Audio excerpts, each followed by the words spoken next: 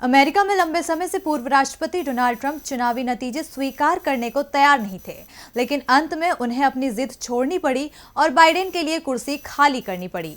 और बुधवार यानी 20 जनवरी को जो बाइडेन ने राष्ट्रपति पद की शपथ ली।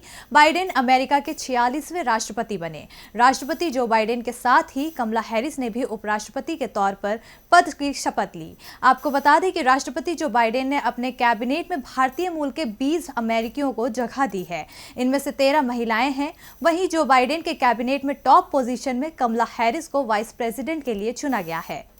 कमला हैरिस बाइडेन सरकार में उपराष्ट्रपति की भूमिका में हैं। उनकी मां श्यामालाल गोपाल तमिलनाडु से हैं और उनके पिता जमैक मूल के हैं। कमला की मां बर्कले यूनिवर्सिटी में पढ़ाई के लिए गई थी। बता दें कि कमला हैरिस अमेरिकी इतिहास की पहली महिला उपराष्ट्रपति बनी हैं।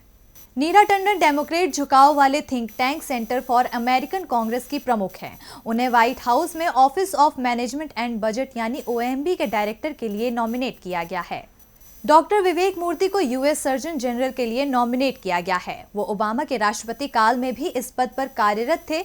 बाइडेन के संक्रमण एडवाइजरी बोर्ड में मूर्ति उप प्रमुख हैं। उम्मीद जताई जा रही है कि वो महामारी से निपटने में शीर्ष स्वास्थ्य विशेषज्ञ के रूप में बड़ी भूमिका निभाएंगे। आयशा शाह को white house office of digital strategy में पार्टनरशिप मैनेजर के तौर पर नॉमिनेट किया गया है। समीरा फजीली को अमेरिकी कैबिनेट में जगह मिली है। कम्युनिटी और डेवलपमेंट एक्सपर्ट फजीली को US नेशनल इकोनॉमिक काउंसिल यानी NEC में डिप्टी डायरेक्टर पद के लिए नॉमिनेट किया गया है। फजीली ने इससे पहले अमेरिकी ट्रेजरी डिपार्टमेंट में वरिष्ठ सलाहकार और व्हाइट हाउस के NEC में वरिष्ठ नीति सलाहकार के तौर पर काम किया है। US नेशनल इकोनॉमिक काउंसिल यानी UNEC में भी भारतीय मूल के एक शख्स को जगह मिली है। 2020 राष्ट्रपति चुनाव कैंपेन के दौरान एलिजाबेथ वॉरेन के इकोनॉमिक एडवाइजर के तौर पर काम कर चुके रामामूर्ति को NEC for financial reform and consumer protection के डिप्टी डायरेक्टर के तौर पर नॉमिनेट किया गया है। ट्रंप की नीतियों के खिलाफ 2018 में फॉरेन सर्विसेज से इस्तीफा देने वाली इंडियन अमेरिकन डिप्लोमेट उज़रा जेया को बाइडेन कैबिनेट में जगह मिली है। उन्हें डिपार्टमेंट ऑफ स्टेट के civilian security, democracy and human rights के लिए अंडर सेक्रेटरी के तौर पर नॉमिनेट किया गया है। अमेरिका के एसोसिएट अटॉर्नी जनरल के लिए वनीता गुप्ता को नॉमिनेट किया गया। सीनेट से मंजूरी मिलने के बाद वे इस पद को संभालने वाली पहली अश्वेत महिला होंगी। बाइडेन ने उनके नाम की घोषणा करते हुए कहा था कि वनीता गुप्ता अमेरिका के सबसे सम्मानीय सिविल राइट्स लॉयर्स में एक हैं। इससे पहले ओबामा के राष्ट्रपति काल में वे सिविल राइट्स डिवीजन की प्रमुख रह चुकी हैं। नेशनल सिक्योरिटी काउंसिल में टेक्नोलॉजी एंड नेशनल सिक्योरिटी के सीनियर डायरेक्टर पद के लिए तरुण छाबड़ा को नॉमिनेट किया गया है। वो जॉर्ज टाउन यूनिवर्सिटी में centre for security and emerging technology में सीनियर फेलो हैं। ओबामा के राष्ट्रपति काल में छाबड़ा नेशनल सिक्योरिटी काउंसिल में स्ट्रैटेजिक प्लानिंग के डायरेक्टर के तौर पर काम कर चुके हैं। नेशनल इंडोमेट फॉर डेमोक्रेसी के international forum for democratic studies में सीनियर डायरेक्टर शांति कलाथिल को नेशनल सिक्योरिटी काउंसिल में डेमोक्रेसी एंड ह्यूमन राइट्स के कोऑर्डिनेटर के तौर पर नॉमिनेट किया गया है। अमेरिकी जनप्रतिनिधि प्रमीला जयपाल के चीफ ऑफ स्टाफ के तौर पर काम कर चुके राघवन को ऑफिस ऑफ प्रेसिडेंट पर्सनल में डिप्टी डायरेक्टर के तौर पर नॉमिनेट किया गया है।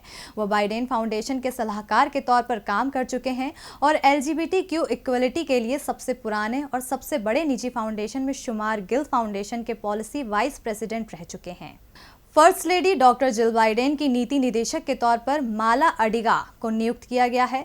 वो 2008 में मैन बुकर पुरस्कार जीतने वाले अरविंद अडिगा के परिवार से संबंधित हैं। व्हाइट हाउस में स्पीच राइटिंग के डायरेक्टर के तौर पर विनय रेड्डी को नॉमिनेट किया गया है। रेड्डी बाइडेन हैरिस चुनाव प्रचार के वरिष्ठ सलाहकार और भाषण लेखक के तौर पर जिम्मेदारी संभाल चुके हैं। रेड्डी लंबे समय से बाइडेन के सहयोगी भी रह चुके हैं। White house communication and press office के असिस्टेंट प्रेस सेक्रेटरी के तौर पर वेदांत पटेल को चुना गया है। अभी वो बाइडेन के इनॉग्रल कमेटी के वरिष्ठ प्रवक्ता हैं। Patel Indian American Congress women Pramila Jaipal के लिए कम्युनिकेशन डायरेक्टर के तौर पर काम कर चुके हैं। वाइस प्रेसिडेंट ऑफिस के प्रेस सेक्रेटरी के तौर पर सबरीना सिंह को नियुक्त किया गया है। इस पद पर पहुंचने वाली भारतीय मूल की पहली शख्सियत हैं। 32 वर्षीय सबरीना 2016 में हिलेरी क्लिंटन के प्रेसिडेंशियल कैंपेन की रीजनल कम्युनिकेशन डायरेक्टर के तौर पर काम कर चुकी हैं। इसके अलावा वो डेमोक्रेटिक नेशनल कमेटी की प्रवक्ता भी रह चुकी हैं। उनके दादा JJ सिंह भारतीय स्वतंत्रता के लिए लड़े थे।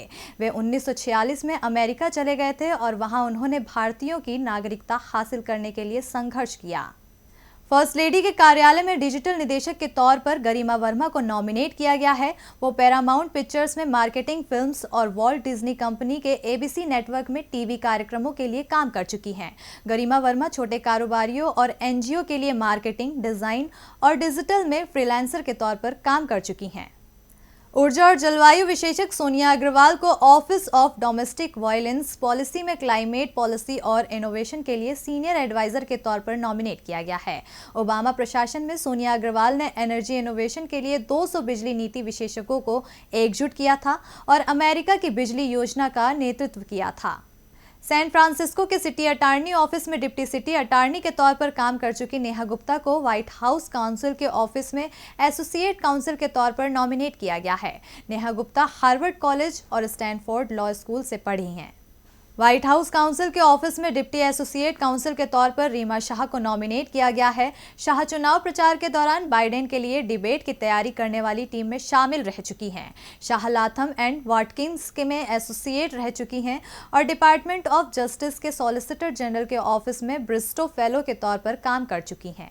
बता दें कि जो बाइडेन शपथ ग्रहण के बाद से ही अपने कार्यभार को संभालने में जुट गए हैं, जिसके बाद उन्होंने ट्रंप की ओर से लिए गए कई फैसलों में बदलाव भी किए हैं। अब आने वाले समय में ऐसी उम्मीद की जा रही है कि भारत और अमेरिका के बीच के रिश्ते और मजबूत होंगे।